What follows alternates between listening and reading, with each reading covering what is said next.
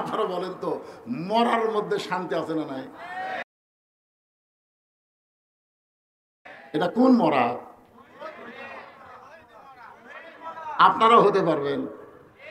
এশার নামাজ পড়ে ফজরের আগে কেউ যদি মারা যায় আর নিয়ত যদি করে থাকে জীবিত থাকলে সামনে কাতারে ফজর পড়বো, যদি মারা যায় ওই মৃত্যুটাও হুকমি শহীদ হবে।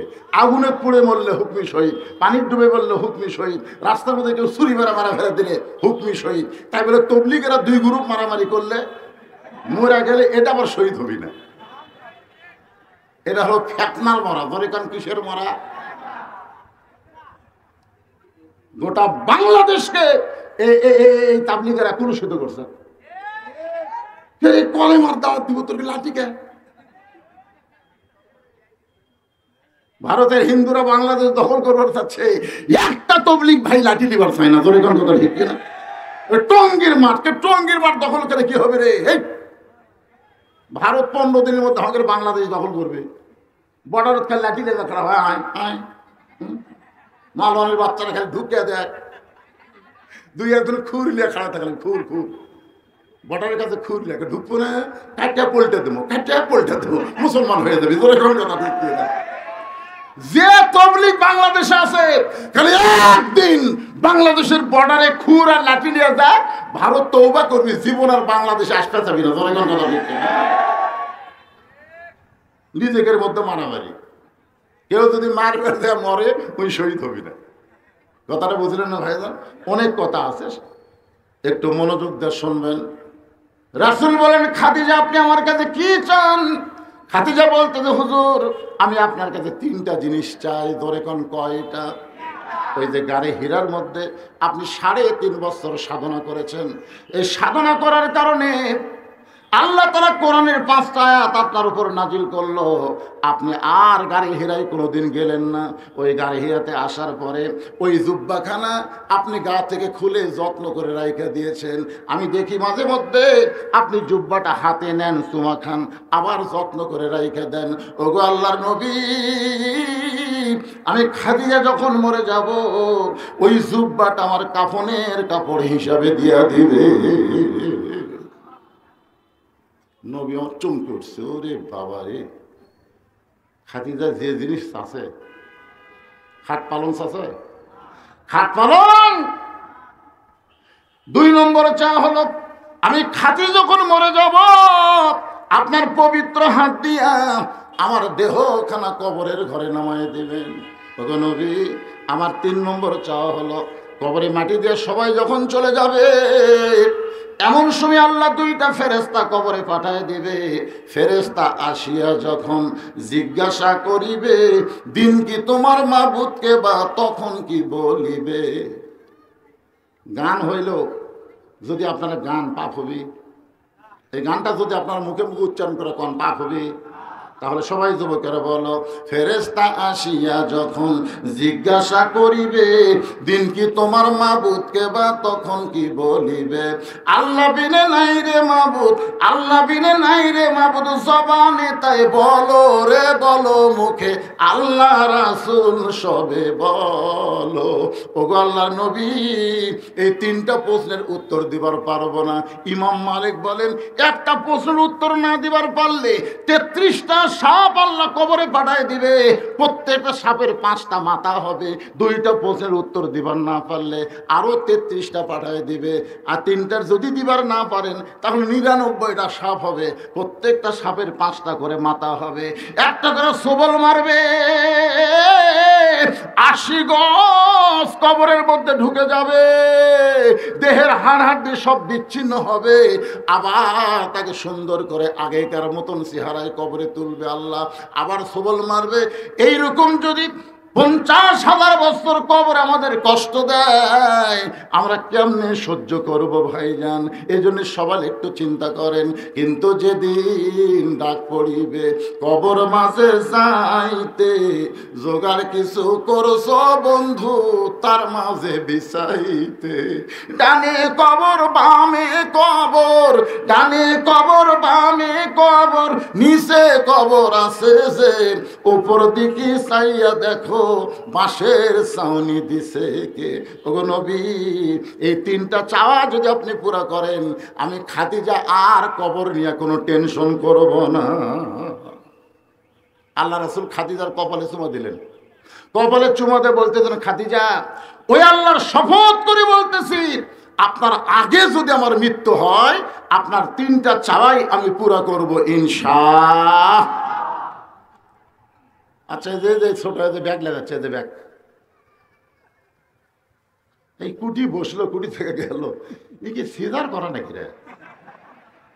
হাসতেছেন যারা বউকে সিজার করাচ্ছেন, ভাই আপনার যে কি বিপদত পড়বেন সামনে। ডাক্তার করে দিছে, ডাক্তারের দোষ। পাবনা জেলার খোঁজ লাগে, কিন্তু পাবনা জেলায় চ্যালেঞ্জ করলাম, পাবনা জেলার বড় ডাক্তার যারা, তারকে বউ কোনোদিন সিজার করেনি। খোঁজ দেয়, একটা ডাক্তার বউ সিজার করেনি। কারণ ডাক্তার যারা সিজার করলে বাচ্চারও ক্ষতি, মায়েরও ক্ষতি। আরে গেদা হোক না মেদা হোক, যেটা হয় হোক। কোন ডাক্তার রে ভাই? একটাই ডাক্তার, ওই যে কুন্ডার কথা কয়, আল্লাহ ভালো করে। 2 নম্বর হলো, মৌলানার বাড়িতে কোনোদিন মিলাদ হয় না। খোঁজলে দেখেন, আপনাদের পাবনা জেলাতে একটা মৌলানার বাড়িতে মিলাদ হবে না। খোঁজলে দেখেন, ওরা পরের বাড়িতে পড়াবি, নিজের বাড়িতে হবে না। আর 3 নম্বর হলো, পীরের বউ কোনোদিন মুরিদ হয় না। দেখেন, কারণ সব পীরের বউ জানে যে আমার পীর সাহেব 1 নম্বর লুচ্চা, মাঝে মধ্যে মুরিদের বইয়ের দিকে চোখ মারে, ওর হাতে মুরিদতে হবে। এই জন্যে বউ যদি বলে আমার বুক ব্যথা করতেছে, পেট ব্যথা করতেছে, ধৈর্য ধর, ইন্নাল্লাহা মা সাবিরিন, ধৈর্য ধর। এই যে আপনি লাই দেন, ডাক্তার টেকা কামার জন্য আল্ট্রাসাউন্ড করে কয় বেকা হয়ে আছে, আসলে বেকা টেকা কিছুই না। বলবে পানি শুকে গেছে, পানি শুকে গেছে। এখন বাচ্চা হওয়ার 2 দিন আগে পেট কাটছে, দেখে ঘুমই ভাঙেনি। ডাক্তারকে গেলে পেট তো খাটলো, টেকালো, এত ঘুম ভাঙলো না। তখন মুরব্বী ডাক্তারের সাথে পরামর্শ করে কি করা যায়, আস্তে আস্তে বার করো, তোর একটা ঘুরে নি দাও, বার করে পাও ধরে, যেই ঘুরে নিতেছে ওই মাথার ঝাঁকি করে কান্দে উঠছে। এই যে মাথার ঝাঁকি খাচ্ছে, এখন মোবাইল ছাড়া ভাত খায় না, মোবাইল না দেখলে কান্না থামে না। জোরে কোন কথা ঠিক কিনা? সিগার করা, দেখেন ওই এক জায়গার বেশিক্ষণ থাকবি না তো, খালি দৌড়াদৌড়ি করবি, অস্থির। এখন 11:30 তুলে দেয়, আপনারা এক টানা আওয়াজ শুনবেন, মাঝে মধ্যে এরকম ঘুম ছাড়ানোর কথা বলা লাগবে। ধরে কোন ঠিক না? 10টার সময় তুলে দিতেন, এক টানা 12টা পর্যন্ত ওয়াজ করতাম, কোনো আজে বাজে কথাই নাই। কিন্তু ঘুম ছাড়িয়ে তারপরে অশোনা লেগেছে, খালি হাসতে। লিল্লাহে তাকবীর। আর ওটা আমার কেন দূরে হয়ে গেছে, আমার হুঁশ নাই। একটু মনোযোগ দিয়ে শুনবেন। মা খাদিজাতুল কুবরাকে কপালে চুমা দিয়ে আল্লাহ রাসূল বলতেছেন, খাদিজা, ওই আল্লাহর শপথ করে বলতেছি, আমার আগে যদি আপনার মৃত্যু হয়, আপনার 3টা চাওয়াই আমি পুরা করব ইনশাআল্লাহ। আপনারা বলেন তো, এই কথা বলার পিছনে কারণ কি? আমার আগে যদি আপনার মৃত্যু হয়, এই কথা রাসূল কেন বললেন? এই কথা বলার কারণ হলো, কে কখন মরবে এটা আল্লাহর নবীও জানে না। জানে? কিন্তু কাওয়া কাদের জানে। কি কথা, পলাবো না? সিনার টান দিয়ে কয়, সিনার থাকার কয় পলাবো না। না না, ফখরুলের বাড়ি যদি বলি, তখন ফখরুল সাহেব মন খারাপ করবে। কারণ ওবায়দুল আর ফখরুল শেষে কিন্তু উল মিলে যাচ্ছে। তোর এখন কথা ঠিক। ছাত্রলীগ নিষিদ্ধ করার সাথে সাথে ফখরুল ইসলাম বলেছে, আমরা তো নিষিদ্ধের পক্ষে না। মাথা ঘুরে গেল, এরা পুলিশ সাজা যে হারে মারলো। তোর এখন ঠিক কিনা? ছাত্রলীগের ছেলেরা পুলিশ সাজা মারেনি, মারেনি। বাংলাদেশের বিএনপিকে আওয়ামী লীগ যেভাবে অত্যাচার করছে, তারপরও বিএনপি আওয়ামী লীগ মাফ করে কেন? তো মাথা খেলে না। এত নির্যাতন, এত গুম, এত খুন, একটা বারবার পর্যন্ত দেয়নি। তারেক জিয়াকে কি হারে কষ্ট দিয়ে দেখেন বিদেশে পাঠায় দিয়েছে। তার মা কত বড় অসুস্থ, মিথ্যা এতিমের টাকা মারার কথা বলে কয় বছর অন্যায় ভাবে জেলে রাখলো, তিনবারের প্রধানমন্ত্রীকে ধরে কথা। এরপরে আমরা লাগাবার চাই বিএনপি আসে না কেন? আমি তো সেটাই করি, হ্যাঁ খালি করে থাকি। আরে আমাদের সাথে হাত লাগালে চাপা উল্টে দেবো, ধরে কথা আসে আসে। আল্লাহর বান্দার একটু মনোযোগ দেন, কে কখন মরবে আল্লাহর নবীও জানে না। যার কারণে রাসূল বলতেছেন, খাদিজা আমার আগে যদি আপনার মৃত্যু হয় তাহলে আপনার 3টা চাওয়াই আমি পুরো করব ইনশাআল্লাহ। মা খাদিজা দুনিয়া থেকে বিদায় নিলেন। মা খাদিজা দুনিয়া থেকে বিদায় নেওয়ার পরে নবী তাকায় দেখে খাদিজার পেট থেকে আল্লাহ নবীকে 4টা মেয়ে দিচ্ছেন। ধরে কোন কয়টা? একটা মেয়ের নাম হলো জয়নাব, নাম শুনছেন? নবীর একটা মেয়ের নাম হলো কুলসুমা, শুনছেন? নবীর একটা মেয়ের নাম হলো রোকেয়া, নবীর একটা মেয়ের নাম হলো খাতুনে জান্নাত ফাতেমা তো জোহরা। কয় মেয়ে? নবী তাকায় দেখে 4 মেয়ে কাঁদতেছে, 4 মেয়ে। মা মারা গেছে, মেয়েরা কি করবে? কিন্তু নবী খুব লক্ষ্য করে দেখে 3টা মেয়ে কাঁদতেছে, কান্নার শব্দ আছে। কিন্তু একটা মেয়ে কাঁদতেছে, চোখের পানি পড়তেছে গাল বয়ে, কিন্তু কান্নার কোনো সাউন্ড নাই। বাপ মরে গেলে, মা মরে গেলে মেয়েরা কান্দে না? আপনাদের পাবনাত কান্দে, আমাদের বগুড়াত কান্দে। আমার বাবা মইরা গেছে রে, মরার আগে খাট দিবার চাইছিল, সেই খাট আমাকে দিবে কে? এই আমার বাবা মইরা গেছে রে। আপনারা বলেন তো, এই পছন্দ করে না? কবরে যখন আপনাকে মাটিতে চলে আসবে তখন মুনকিন নাকি আসাই, মানে কবরে মাটি পর্যন্ত সিগারেট গন্ধ। এখন প্রশ্ন করবে রাশিয়া থেকে সিগারেটের গন্ধ গোটা কবর। আর মাথার চুল কই ভাই আপনারা কে? আমরা মুনকিন নাকি? তো মুনকিন নাকি প্রশ্ন বাদ দিয়ে এইভাবে আমার চুল ধরে টানতেছেন। এই শয়তান, তোর কবর খুললো কে? কর, এই তোর কবর কে খুললো? কর। দুনিয়ার বাড়ি বানাস, ভালো মিস্ত্রি খুঁজিস, আর 50,000 বছর সেই কবরে থাকা লাগবে। মরার আগেই এই কবর খোলার 5 জন মিস্ত্রি তো চুক্তি করা দরকার ছিল। ধরে ঠিক কিনা? যারা সামনে কাতার নামাজ পড়ে 5 জনকে 50,000 টাকা দিবেন, 50,000 বছর থাকা লাগবে। আর সে কবর খোলার জন্য 50,000 দিলে অসুবিধা কি? যে ভাই আমি তো কখন মরবো জানি না, আমার আগে তোরা মরলে মাফ করে দিলাম, আর যদি আমি আগে মরি তোরা 5 জন আমার কবর খুলবো, 50,000 লে। সব চাইতে ভালো মানুষ হলো মসজিদের মুয়াজ্জিন। আপনার গ্রামের মধ্যে সব চাইতে ভালো কোনো আলেম না, সব চাইতে ভালো কোনো বক্তা না, সব চাইতে ভালো মানুষ হলো মসজিদের মুয়াজ্জিন। রাসূল বললেন, বেলাল তুমি আজান দাও, তোমার আজান শুনে আমরা নামাজ পড়তে আসি। বেলাল 4 ওয়াক্ত নামাজ না হয় তুমি ঘুমাও না, তুমি চেতন থাকার পরে আজান দাও। কিন্তু বেলাল রে,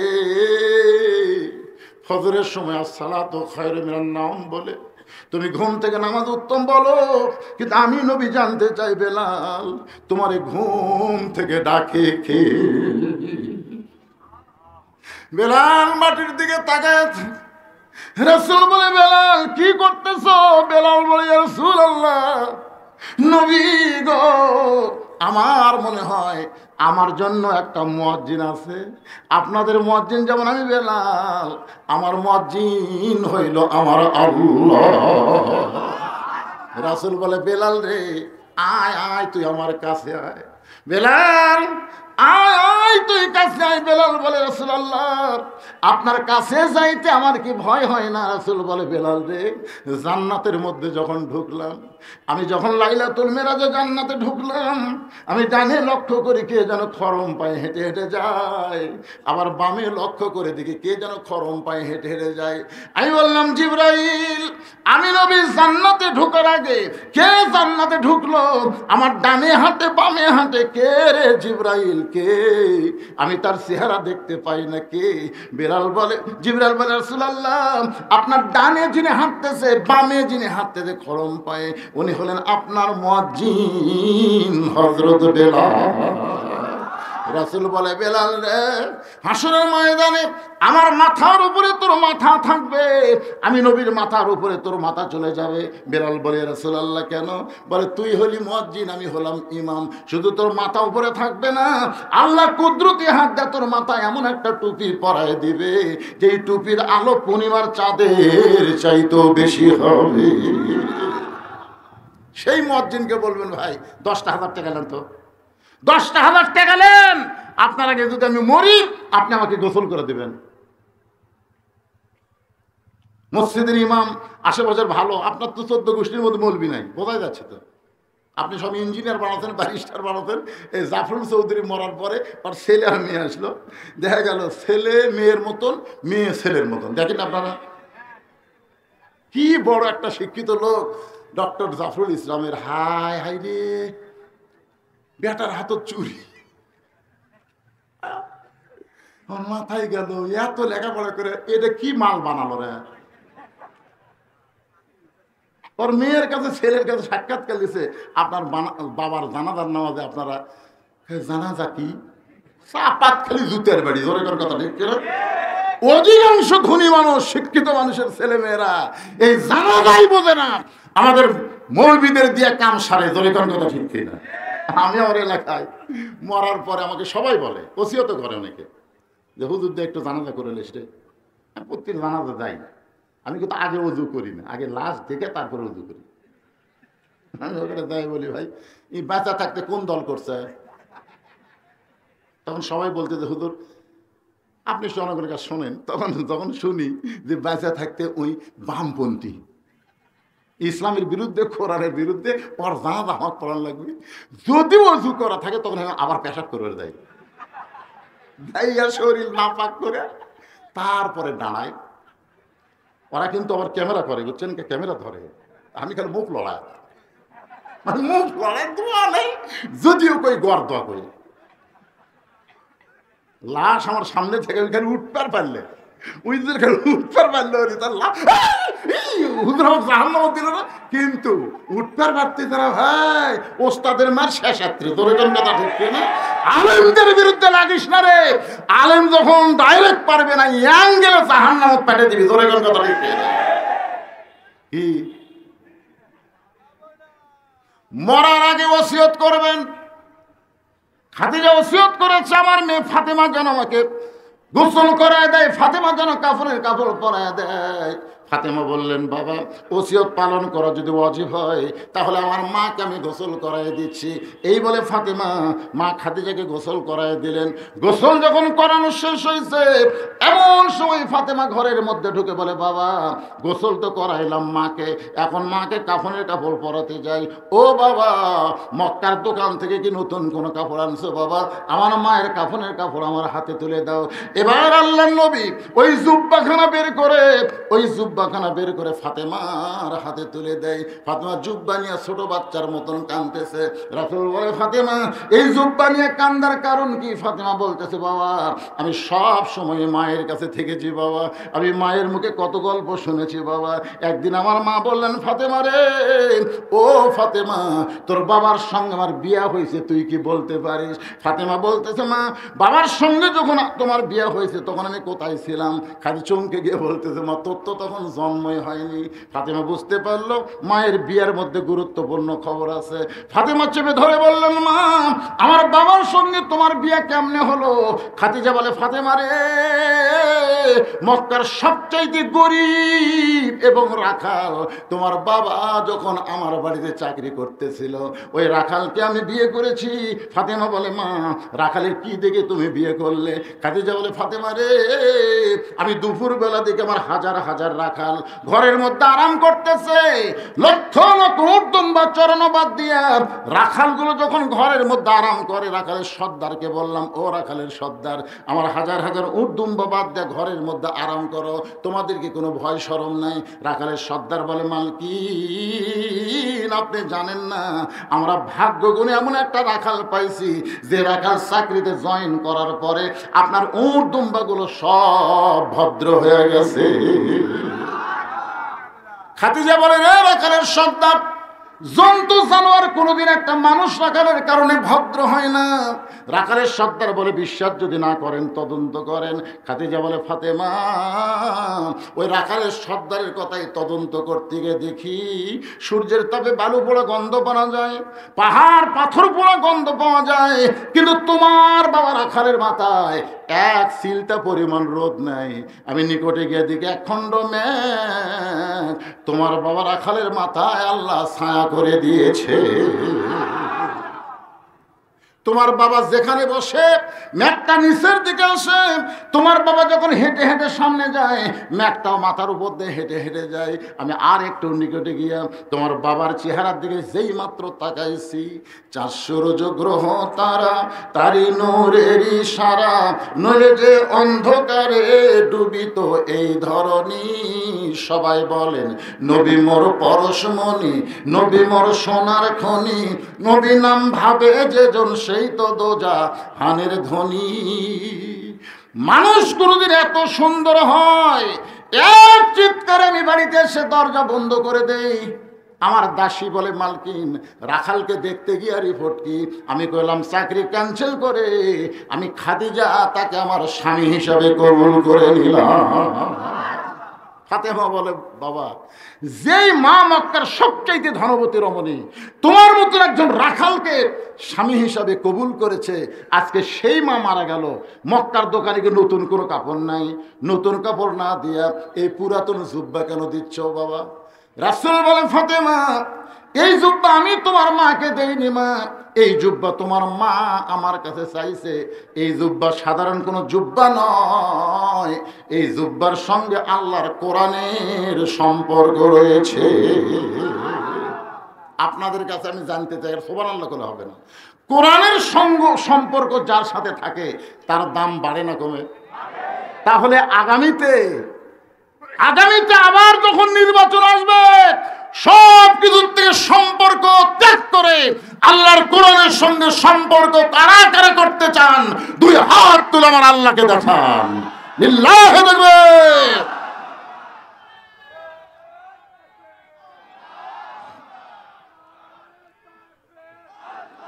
লিল্লাহি তাকবীর। ভাই জানে যে কোরআনের সঙ্গে সম্পর্ক করব, সবাই হাত তুলছে আলহামদুলিল্লাহ। এই যে গোরস্থানকে কেন্দ্র করে এখানে একটা হাফেজি মাদ্রাসা গড়ে উঠছে, ওটা নাই?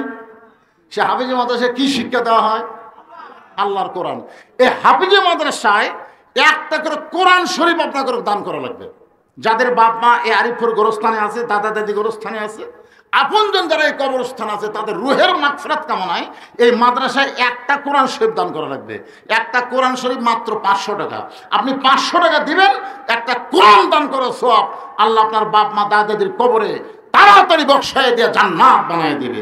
যারা বাপ মাকে ভালোবাসেন, দাদা দাদিকে ভালোবাসেন, 500 টাকা নিয়ে স্টেজের দিকে চলে আসেন। এই সময় যদি কেউ ওঠে, ফালাক পড়ো তোমার আল্লাহর নামে, যে আল্লাহ তোমাকে সৃষ্টি করেছে। ধরে কোন সুবহানাল্লাহ। আপনারা বলেন, নবীকে যদি আল্লাহ শিক্ষা দেয়, তাহলে নবীর উম্মত হিসাবে আমাদের কোন শিক্ষা গ্রহণ করা লাগবে? বুঝতে পারতেছেন না? নবীকে যদি নেতা হিসাবে মানে নেন, তো নবী কার নামে পড়েছে? ধরে কোন কার নামে? আপনার নবীর উম্মত হয়ে কার নামে পড়তেছেন? আল্লাহর নামে। একদম বাগডম ঘোরাডম সাজে, ঢাক ঢোলক ঝাঁঝর বাজে, বাঁচতে বাঁচতে চললো ঢুলি, ঢুলি গেল কমলা ফুলি। আমাকে এক লোক বলে, হুজুর এই বাংলাদেশ 92% মুসলমানের দেশ, এই দেশে মিথ্যা শিক্ষা দিলে মাস গেলে 50,000 টাকা বেতন পায়, আর এই মাদ্রাসা শিক্ষা দিলে হুজুরের বেতন ছায়া চিন্তা নেওয়া লাগে কে? আমার বলতেছে। তাই বললাম, ভাই কি করবো? হুজুর আপনি জানেন এই বাংলাদেশে কতগুলা প্রাইমারি আসলো বেসরকারি, কি সরকারি বেসরকারি প্রাইমারি আর সরকারি করার জন্য ঢাকা দিয়েছিল হুজুর। সব প্রাইমারি বন্ধ করে দিছে, বেতন সরকারি করবো না, প্রাইমারির জামানা। অনশন ধর্ম শুরু করে দিল, বাধ্য হয়ে সরকার বেসরকারকে সরকারি করলো। আজকে যদি বাংলাদেশের সমস্ত হাফিজি মাদ্রাসা বন্ধ করে, সব মসজিদের ইমামতি বন্ধ করে, ঢাকার রাজপথে যদি দাঁড়ায় বলে খায়রুকুম মান তাআল্লামাল কুরআন ওয়া আল্লামাহ, ওই ব্যক্তির চাইতে দামি সম্মানী কেউ নাই যে আল্লাহর কোরআন শিখেছে, অপরকে কোরআনের শিক্ষা দেয়। 92% মুসলমানের দেশে মিথ্যা শিক্ষা প্রাইমারি জন্য সরকার টাকা দিবে, আমাদের না দিলে আমরা রাজপথ ছাড়বো না। জানাজা বন্ধ, নামাজ বন্ধ। সব হাফেজ সাহেব যদি কয়, প্রত্যেকটা হাফেজ সাহেব মোহতামিম সাহেব কোনো না মসজিদের ইমাম আছে, ধরে ঠিক না, কতগুলো আবার হুজুর আছে মুয়াজ্জিন, আজান বন্ধ, নামাজ বন্ধ, মাদ্রাসা বন্ধ, চলো ঢাকা। গোটা বাংলাদেশ মিলে কমপক্ষে 20 লাখ হাফেজ হবে। 20টা লাখ হাফেজ যদি ঢাকার মাটিতে একবার খালি তকবির দেয়, ইউনূস সরকার কাছে এসে তুমি তোরা কি চাস বাবারে, দরকারে প্রাইমারি বন্ধ করে তোর কেটা সরকারি করে দেবো, তোর কোন কথা ঠিক। কারণ আমরা বিপদের সময় যাক বসাছি ভাই, কঠিন বিপদে আমরা যে দোয়া পড়ি তার নাম কি ভুলে গেছেন? নবী ইউনূস নবীরে খাইলো মাছেতে গিলিয়া, ফেরেশতা পাঠালেন আল্লাহ ইসমে আজম দিয়া, দমে দমে সে হরদম পড়ে সে ইসমে আজম, মাছেরই উদর হইতে বাঁচাইল প্রাণ। সবাই বলেন আল্লাহু আল্লাহু, তুমি জাল্লে জালালুহু, শেষ করা তো যায় না গেয়ে তোমার গুণগান। কি গানটা গাইলে গুনাহ হবে? এটা হচ্ছে আল্লাহর হামদ, আল্লাহর প্রশংসা। ফাতেমা তখন ওই জুব্বাখানা নিয়ে মাকে পড়াতে যাচ্ছেন। ফাতেমা হলেন সামনে সামনে, নবী আমার পিছনে পিছনে। অনেকেই চিন্তা করবে, কোরআনে আল্লাহ বলেছেন নবী যখন রাস্তা চলবে নবীর সামনে কেউ যাবার পারবে না, কিন্তু নবী ফাতেমার সামনে দিয়ে নিজে পিছনে পিছনে হাঁটার কারণ হলো ফাতেমাকে আমরা সবাই জানি ফাতেমা হলো নবীর মেয়ে। হাসান হোসেন নবীর 2 উরাতের উপরে বসে আছেন, মাঝে মধ্যে নবীর দাড়ির চুমা খায়, নবীর কপালে চুমা খায়, আবার 2টা ভাই 2 উরাতের উপরে বসে থাকে। রাসূল বললেন সাহাবীরা রে, কুলসুম আমার মেয়ে, জয়নাব আমার মেয়ে, রোকেয়া আমার মেয়ে। রে সাহাবীরা শোনো, কুলসুম আমার মেয়ে, জয়নাব আমার মেয়ে, রোকেয়া আমার মেয়ে। 3বার 3টা মেয়ের নাম যখন বারবার বলতেছে, রোকেয়া আমার মেয়ে, কুলসুম আমার মেয়ে, জয়নাব আমার মেয়ে, প্রত্যেকটা সাহাবী তাকায় দেখে হাসান হোসেনের চোখ দিয়ে দর দর করে পানি পড়তেছে, 2 ভাই কাঁদতেছে। কিছুক্ষণ পরে হোসেন বলে, হাসান ভাই আর নানার কোলে বসবো না রে, আমার মা গরিব বলে আমার নানা মেয়ে বলে স্বীকার করে না। কুলসুমারে মেয়ে কয়, জয়নাবরে মেয়ে কয়, রোকেয়াকে মেয়ে কয়, কিন্তু আমার মা গরিব বলে আমার নানা একটাবারও বলে না হাসান হোসেনের মা আমার মেয়ে, একটাবারও বলে না। চলো ভাই আমরা 2 জন চলে যাই। এই কথা বলে হোসাইন হাসানকে যখন দাঁড়াইছে, এমন সময় 2 ছেলেকে বুকের মধ্যে নিয়ে বলে, ভাই যান, তোদের মা ফাতেমা আমার মেয়ে না, তোদের মা ফাতেমা হইল আমার মা। যেই কইছে তোদের মা ফাতেমা হইল আমার মা, অন্দর মহলে হুজরাখানার মধ্যে উম্মাহাতুল মুমিনিন মা আয়েশা বসেছিলেন। নবী যখন মসজিদ থেকে হুজরাখানার মধ্যে, এমন সময় আয়েশা বললেন, ইয়া রাসূলুল্লাহ, ফাতেমা আপনার মেয়ে দুনিয়ার সবাই জানে, কিন্তু আপনি কেমনে হাসান হোসেনকে বললেন ফাতেমা আমার মা?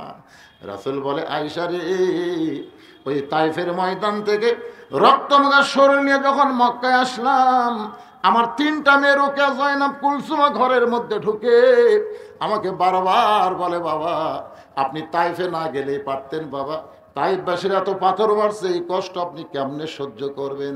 3টা মেয়ের মতন কথা বলে যখন চলে যায়, এমন সময় আমার মেয়ে ফাতেমা ঘরের মধ্যে ঢুকে দরজা বন্ধ করে দেয়। রাসূল বলে, ফাতেমা দরজা বন্ধ কেন করলি মা? ফাতেমা বলে, বাবা এত পাথর মারছে তোমার শরীরে, ও বাবা আমি শুনেছি তোমার মুখে ইব্রাহিম নবীর জন্য আগুনের চুলা জ্বলাইছিল নমরুদ, আল্লাহ তাকে শান্তির বাগান বানায় দিছে। মুসা নবীর জন্য আল্লাহ সাগরকে রাস্তা বানাবার পারে, আর আমার বাবা তোমার কলেমার দাওয়াত দিবার যায় আল্লাহ আমার বাবার জন্য পাথরকে তুমি তুলা বানা পারলা না। আল্লাহ, এই বছর আমার বাবা চাচা আবু তালেব হারাইছে, এই বছর আমার বাবা, আমার মা খাদিজা দুনিয়া থেকে চলে গেছে, ফাতেমা কান্দের বলে আমার বাবাকে দেখার দুনিয়াতে কেউ নাই রে, আমি যদি না থাকি আমার বাবাকে কে দেখবে? রাসূল বলে, আয়েশা পাগলির মতন বাইরে এসে পানি গরম করে, জয়তুনের তেল গরম করে ঘরের মধ্যে গিয়া আমার গায়ের কাপড় খুলে প্রত্যেকটা ক্ষতস্থানে নরম কাপড় গরম পানির মধ্যে চুবড়াইয়া গোটা দেহ পরিষ্কার করে ফাতেমার নরম হাতে জয়তুনের তেল যখন মালিশ করে দেয়, আমি নবী কখন যেন ছোট বাচ্চার মতন ফাতেমার উরাতকে বালিশ বানায় ঘুমায় দেখি আমার শিওরের পাশে আমার মা আমিনা কাঁদতেছে। এত বছর পরে মা আমিনাকে দেখে আমি আর নবী নাই আয়েশা অনাথ এতিম বাচ্চা হয়ে বললাম, মা আইসেন যখন আর আপনাকে যাইতে দিব না। এই বলে আমিনার হাত যখন মা বলে চাইপা ধরি, এমন সময় ফাতেমা আমার কপালে চুমা খায়, ফাতেমার চোখের পানি আমার চোখের মধ্যে ঢুকে, আমি চেতন পেয়ে বলি, ফাতেমা এখনো তুই কেন কান্দিস মা? ফাতেমা বলে, বাবা আমার কান্দার কারণ হলো তুমি বাবা, তুমি স্বপ্নে আমাকে মা বলে হাতটা চাইপা ধরছো, এখন পর্যন্ত হাতটা ছাড়নি বাবা, দেখো তুমি কিন্তু মা মা বলে আমার হাতটা চাইপা ধরেছো। রাসূল বলে, ফাতেমা রে, মা বলে তোর হাতটা যদি চাইপা ধরি মা, তাহলে তুই শোনে নে, তুই শুধু আমার মেয়ে না, তুই হইলে আমার মা আমিনা। সেই ফাতেমাকে মায়ের সম্মান দিয়ে নবী ফাতেমার সামনে দিয়ে নিজে পিছনে হাঁটতেছে। খাদিজার ঘরের মধ্যে যখন ফাতেমা ঢুকলো, এমন সময় নবী দরজা বন্ধ করে দিল। কিছুক্ষণ পরে ফাতেমা ঘর থেকে বের হয়, নবী তাকায় দেখে ফাতেমা মুচকি মুচকি হাসতেছে। রাসূল বলে, ফাতেমা কাঁদতে কাঁদতে মায়ের ঘরে কাপড়ের কাপড় পরাতে ঢুকলে আর হাসতে হাসতে দরজা খুললে, কারণ কি? ফাতেমা বলে, বাবা কাঁদতে কাঁদতে কেন ঢুকলাম এটাও আপনি জানেন বাবা, হাসতে হাসতে কেন বের হলাম এটাও আপনি বলতে পারবেন? রাসূল বলে, ফাতেমা আমি ভিতরের কথা কেমনে বলবো? তুই কাঁদতে কাঁদতে ঢুকলে এটা আমি জানি, কারণ মেয়ে তার মাকে কাফনের কাপড় পরাবে, অবশ্যই কাঁদবে, কিন্তু হাসতে হাসতে দরজা খুললে মা এটা আমি বলতে পারি না। মা ইয়ান্তিকু আনিল হাওয়া ইন হুয়া ইল্লা ওয়াহয়ুন ইউহা। ও ফাতেমা হাসতে হাসতে দরজা কেন খুললি বল? ফাতেমা বলতেছে, বাবা আমি মনে করতাম তুমি বাহিরের খবরও বলতে পারো, ভিতরের খবরও বলতে পারো। রাসূল বলে, ফাতেমা গায়েবের মালিক হলো আল্লাহ, নবী কোনোদিন গায়েব জানে না। জোরে বলেন, গায়েবের মালিক কে? বিশ্বাস হচ্ছে না? না অন্য কাউকে গায়েবের মালিক মনে করেন? সূরা হাসরের শেষ 3 আয়াতের প্রথম আয়াতে কি বলেন? হুয়াল্লাহুল্লাযী, পড়েন না কেন, সব আছে না নাই? হুয়াল্লাহুল্লাযী লা ইলাহা ইল্লাহু আলিমুল গায়বি ওয়াশ শাহাদাতি হুয়ার রহমানুর রহিম। ফাতেমা বলে, বাবা আপনার সিনা জুব্বাটা, পুরাতন জুব্বাটা যখন মাকে পরার জন্য ঘরের মধ্যে ঢুকেছি, ও বাবা আমি মায়ের দেহের পাশে যেই মাত্র দাঁড়াইছি, ইয়ানজুরু বিনুরিল্লাহ, আমি নজর করে দেখি বাবা আমার মায়ের শরীরে আল্লাহ জান্নাতের পোশাক পরায়া দিছে। আপনার জুব্বাখানা যখন মাকে পরাবার যায়, এমন সময় নজর করে দেখি বাবা আমার মায়ের পরনে আল্লাহ জান্নাতের পোশাক পরায়া দিছে। আমার মনে এত আনন্দ, আমার মা দুনিয়াতে জান্নাতের পোশাক পরে কবরে যাবে। ও বাবা আপনার জুব্বাটা আমার মায়ের শরীরে পেঁচায় দিয়া আনন্দ নিয়ে দরজা খুলতেছি, সঙ্গে সঙ্গে নবী আমার দরজার কাছে বসে যায়, চোখের পানি বের করে বলে, ফাতেমা এই দুনিয়াতে কেউ যখন আমাকে নবী বলে স্বীকার করেনি মা, সর্বপ্রথম যিনি আমাকে নবী বলেছেন তিনি হলেন তোমার মা। স্বামীকে নবী বলে স্বীকার করা এইটা কত বড় তাকওয়া, কত বড় ভালো চরিত্র। 42 বছর ধরে ওয়াজ করতেছি, এখন পর্যন্ত বউ আমাকে হুজুর কওয়ার সাহস পেল না। তাই না?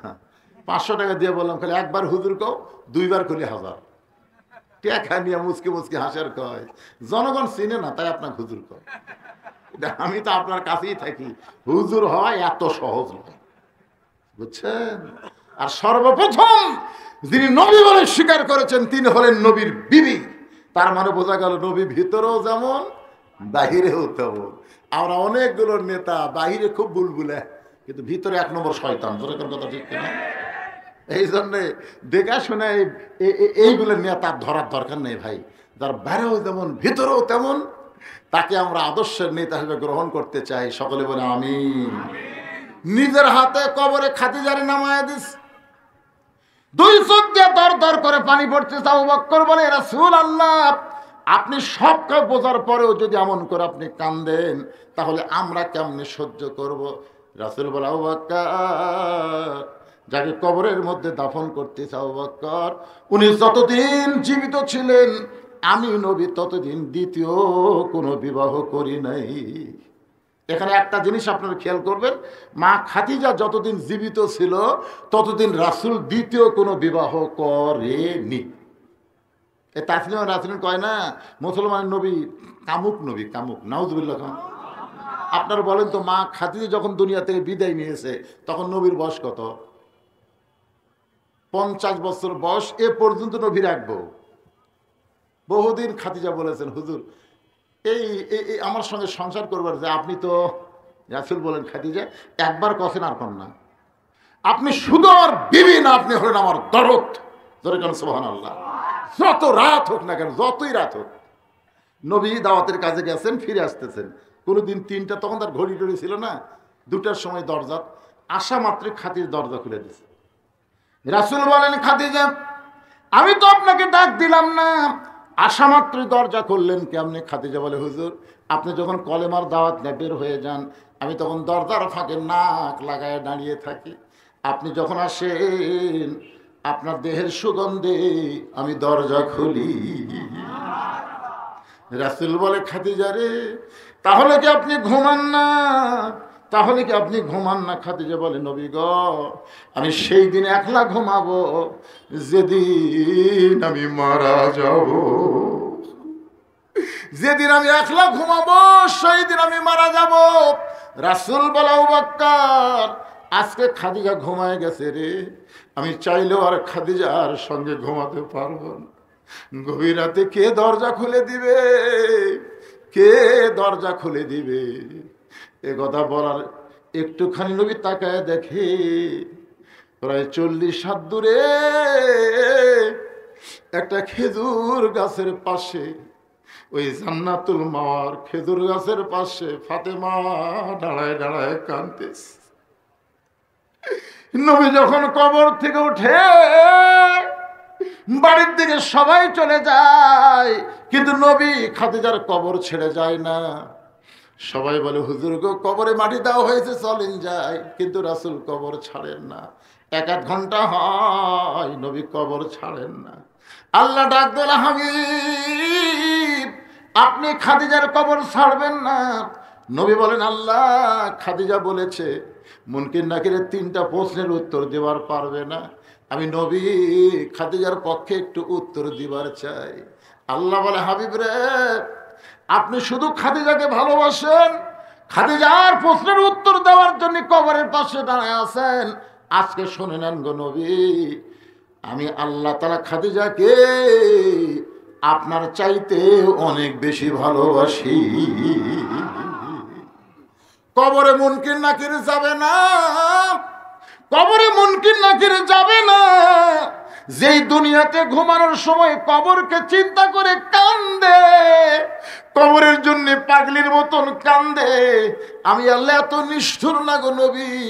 দুনিয়াতেই যারা কবরকে স্মরণ করে কান্দবে তাদের কবরে আযাব হবে না, আমি আল্লাহ তাআলা ইহসান করে দিব। আর ইমাম মালিক রহমতুল্লাহ বলেন কবরে যখন কোনো নামাজিকে দাফন করা হয়, নামাজি কে? মুনকির নাকির এসে বলে মান রব্বুকা, এই তোর রবকে, তখন নামাজ খাড়া হয়, নামাজ খাড়ায় বলতেছে মুনকি নাকি রে কাকে রব সম্পর্কে প্রশ্ন করতেছিস? বলে যাই শুয়ে আছে, তুই জানিস এই সারা জীবন কয় ওয়াক্ত নামাজ পড়ছে? মুনকি নাকি আমরা তো হিসাব করি, তো হিসাব করিস না প্রশ্ন করিস। এই লোকটা মসজিদের মধ্যে গিয়ে নিয়তের পরেই বলেছে আলহামদুলিল্লাহ রব্বিল আলামিন। আলহামদুলিল্লাহ রব্বিল আলামিনের কতবার কথা? 50 ধরলে 50 বছর নামাজ পড়ছে, প্রতিদিন 5 ওয়াক্ত করে হলে সুন্নত নফল ওয়াজিব ফরজ মিলে কয় রাকাত কতবার কছে ক? মুমকিন নাকি আমাদের ক্যালকুলেটর আছে, তুই হিসাব জানিস না প্রশ্ন করিস। রুকুত যায় কত সরব্বেল আজিম, সেই দাঁত কত সরব্বেল আলা, তুই এতবার রব রব করে কেবল কবর একটু আরামের ঘুম দিছে, আবার রব আবার মান রব্বুকে আবার। তোর মুমকিন নাকি কয় আল্লাহ তোমার বান্দাকে মান রব্বুকা প্রশ্ন করার কারণে নামাজ যে খেপা খেপছে, আর আমরা করি কি? আল্লাহ কয় যে নামাজ না কবরে গেছে তার 1 নম্বরের উত্তর হয়ে গেছে। রে বেয়ানামাজি মরলে ভাই, ইমাম মালিক বলেছেন যে কুত্তে যদি রাস্তাত মরে তোমরা কি করবা? কুত্তে মরলে পচা দুর্গন্ধ হবে, রাস্তার লোকেরা কষ্ট পাবি, এজন্য পাওয়ার দড়ি লাগে টাইনা লিয়া যা পুঁতে থোয়া লাগবে। ইমাম মালিক বলেছেন একটা বেনামাজিকে তার চাইতে বেশি করলে পাপি হবা, পাওয়ার দড়ি লিয়া টাইনা লিয়া যা গোরস্থানের এক সাইডে বেনামাজি দাফন হবি, খালি সব বেনামাজি এক জায়গায়। কথাটা বুঝলেন না? একটা বেনামাজি জানা ছাড়া গোসল ছাড়া জানাজা ছাড়া খেলে দাফন করে দেখেন, আর নামাজের ওয়াজ করা লাগবে না, মরার কথা মনে হয় নামাজ ধরবি। জোরে কর কথা, কথা কর না রে ভাই। 2 নম্বর প্রশ্ন কি? অমা দিনুকা, তোমার দিন কি? অমাইয়া বতাগি গায়রাল ইসলাম দীনান ফালাই ইউকবালা মিনহু। নামাজ কায়েম করা যেমন ফরজ, দিন কায়েম করা তেমন ফরজ। আকিমুদ্দিন আকিমুস সালাত। প্রশ্ন হচ্ছে অমা দিনুকা, তোমার দিন কি? দিন কি? সহজ উত্তর হবে আল্লামা সাইদি হুজুরের। যদি মনকে নাকির কয় আমার দিনুকা, তখন জেলের 13 বছর খারাপ। এই মনকে নাকির কাক প্রশ্ন করছিস আমার দিনুকে কে? এই দিনের জন্য কোরআনের হক কথা বলার কারণে হাসিনা 13 বছর জেলবন্দি করতে যায়। চুরি করছে, ডাকাতি করছে, লুটপাট করছে, শুধু কোরআনের হক কথা দিন টাইমের আন্দোলন করার জন্য 13 বছর জেল খাট বন্দি হচ্ছে, হাসপাতাল নিয়ে ইনজেকশন করে মারছে। আল্লাহ কয় কি রে, দিন কায়েমের কথা বলতি, জেলখানা যে গরম আছে, আল্লাহ কাছে 2 নম্বরের উত্তর হয়ে গেছে। প্রশ্ন করবে আমার নাবিকা নবীকে, নবী দৌড়ে এসে বলবি কে রে মুনকিন নাকি তোরকে চোখ নাই, যে সুন্দর দাড়ি লিয়া কবরে যাচ্ছে রে। আমার সুন্নত দাড়ি কবরে নিয়ে আসলো, আমাকে নবী বলার আগে আমি নবী তাকে উম্মত বলে স্বীকার করে নিলাম। এখন আপনারা বলেন আল্লামা সাইদি হুজুরের মতো দরকার হলে জেলে যাব, ফাঁসিতে যাব, তারপরে দিন কায়েমের আন্দোলন করার লাগবে। ঠিক কিনা? দিন কায়েম না হলে নামাজ কায়েম হবে না, আর নামাজ কায়েম না হলে আমাদের বাংলার যুবকদের ভালো হওয়ার কোনো চান্স নেই। ও আজ দিয়ে ভালো হবে? আল্লাহ কোরআনে বলেছেন ইন্না সালাতা তানহানিল ফাহশাই ওয়াল মুনকার। আগামীতে কোরআনের দলকে যদি খালি আমরা ওই জায়গা পাঠাবার পারি, খালি ক্ষমতার চেয়ার বসাই প্রথমই হবে আল্লাযীনা ইম্মাক্কান্নাহুম ফিল আরদ আকামুস সালাত, নামাজ কায়েম করো। তো শহীদ জিয়ার আদর্শের দল আর ইসলামী আন্দোলনের দল যদি একবার একত্র হইয়া ভাই খালি এই বিলটা সংসদে তোলে, নামাজ না পড়লে পাছার কাপড় খুলে 5টা করে বাড়ি জোরে করে দাবি, নামাজ পড়বি না কবরত যাবি। এই জন্য আরিফপুর গোরস্থানে কোনো বেয়ানামাজ যদি আপনার দেখেন, সারা পুরা বেয়ানামাজি, নামাজের কথা বলেও নামাজ পড়েনি, এমনকি শুক্রবারও দেখা যায়নি। এইরকম লোক যদি মরিয়া যায় দেখতে এক সাইড থুবেন, বুঝলেন? যে দিক দিয়ে শিয়াল কুত্তে ঢোকার চান্স আছে ওই জায়গা সারা কুতে থুবেন। হাসতেছেন কেবারে? মনে মন কষ্ট পাচ্ছেন? আলহামদুলিল্লাহ। আল্লাহ আল্লাহ, আজকের এই হিসাব আসাবাতুহুম মুসিবাতুন ক্বালু ইন্না, সকলে পড়েন, ইন্না লিল্লাহি ওয়া ইন্না ইলাইহি রাজিউন। আমি আপনাদের অনুরোধ করতেছি, আমি কিন্তু যে এইবার খালি বাইকোলাচ্ছিলাম, বাইকোলা, এবং কান ধরে তওবা করছি যে রাত 12টার পরে আর আমার জীবনে ওয়াজ করবো না, বাইকোলাতে তওবা করছি। আজকে আমার কাছে গেছিল, দাওয়াত লেইনি, হাদলের দাওয়াত লেইনি। আমি আগামীতে পাবনা যদি দাওয়াত লেই, তারিখে যে তারিখে দাওয়াত নেব ওই তারিখের মধ্যেই মোনাজাত করব। তাতে যদি আপনাদের পোষায় এই বুড়ার দাওয়াত দেন, আর যদি না পোষায় দিয়েন না। কারণ যেই তারিখে দাওয়াত দিয়েছেন এই তারিখ হলো কয় তারিখ? ধরে কারণ কয় তারিখ? 21 তারিখ। এখন ঘড়ির টাকা দেখে 22 তারিখ। তাহলে 1 তারিখে দাওয়াত দিয়ে আরেক তারিখে মোনাজাত করবেন। আপনি মাইকিং করতে কি করছেন 2 দিন ব্যাপী, এখন তো 3 দিন পড়ে গেল। সবচাইতে বড় সমস্যা কি, এই ফজরের নামাজ নিয়ে আমাদের খুব সমস্যা হয়। তা আল্লাহ পাক আগামীতে ভাই আছে, আপনারাও আছেন, সকলে মিলে নিয়ম করবেন 2 দিনই হবে 12টা পর্যন্ত, তার বেশি যাবে না। ধরেগণ ঠিক কি না? যত অতিথি মতিথি যা আছে সিস্টেম করে আপনার বাড়ি দিবেন ইনশাল্লাহ। সবাই বসেন, বাবা গোরস্থানের মাহফিল রে, দোয়ার মাহফিল, বসেন সবাই, বসেন। এই বাবাজিরা সবাই বসেন, সবাই আল্লাহর রাস্তে বসেন। মোনাজাতের পরে আমার লেখা একটা বই আছে, খুবই গুরুত্বপূর্ণ বই, সুন্নাতের বাগান। এই বইটা লিখছে আমার এতিমখানা মাদ্রাসার জন্য। আমার মাদ্রাসায় অনেক এতিম আছে, তাদের শুধু খরচ বহনের জন্য বইটা। এখান থেকে একটা পয়সাও আমার জন্য খাওয়া হারাম। 50 টাকা হাদিয়ার বিনিময়ে বইটা দেওয়া হয়। আপনার 2টা সব পাবেন। বই নেওয়া হলো, 50 টাকা মাদ্রাসার দান করা হলো। এটা কিন্তু বইয়ের বিনিময়ে মাদ্রাসার দান করেন এতিমদের জন্য। এখানে সামান্য কয়েকটা বই আছে, বেশি নাই। মোনাজাতের পরে আগে নেবেন, মোনাজাতের আগে দেওয়া যাবে না। কেউটা এসে নেবেন না, পরে নেবেন ইনশাল্লাহ। এখন দোয়া হচ্ছে, আস্তাগফিরুল্লাহ। জি যাবে, এখানেই যাবে, টেজের উপরে যাবে। আস্তাগফিরুল্লাহ রাব্বি মিন কুল্লি জামবি ওয়া তুবু ইলাই। ভাইজান কিছু বলবে, তারপর ইনশাল্লাহ। সবাই বসেন না কেন, একটু ধৈর্য নিয়ে বসেন। এত রাত পর্যন্ত ওয়াজ শুনছেন, একটু দৌড়াদৌড়ি করে কে, বসেন, সবাই বসেন, বলেন।